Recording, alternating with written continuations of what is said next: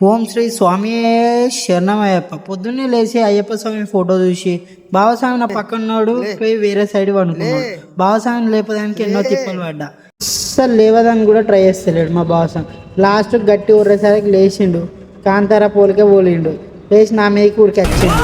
ఓ అనుకుంటా లేవగానే సొలిగిండు. అయిపోయినాక మళ్ళీ ఓ అని ఊరినాక ఇట్లా చేస్తానికి కథలు చెప్తాడు మా స్వామి. చూడు కాంతార మొత్తం పోలినట్టున్నది, ఏం చేస్తాడు చూడు ఓ అనుకుంటా. మొత్తానికి అయితే ఆస్కర్ అవార్డు ఇవ్వచ్చు గాంధార టైప్లో. బావతో ఆటలు అయిపోయినాక స్నానం చేసి వచ్చి సాంసన సాములు పూజ కూర్చున్నాం అందరం కలిసి.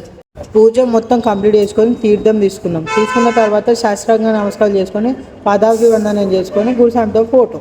మొన్న చూసిన సూర్యుని కోసం మళ్ళీ మీదికి వెళ్ళి చూస్తే సూర్యుడు లేడాడు.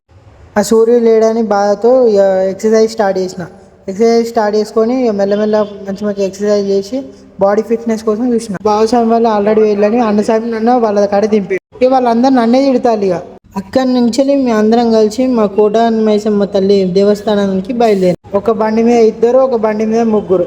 ఆల్మోస్ట్ అక్కడ దాకా చేరుకోవాలంటే 1.5 గంట పట్టింది.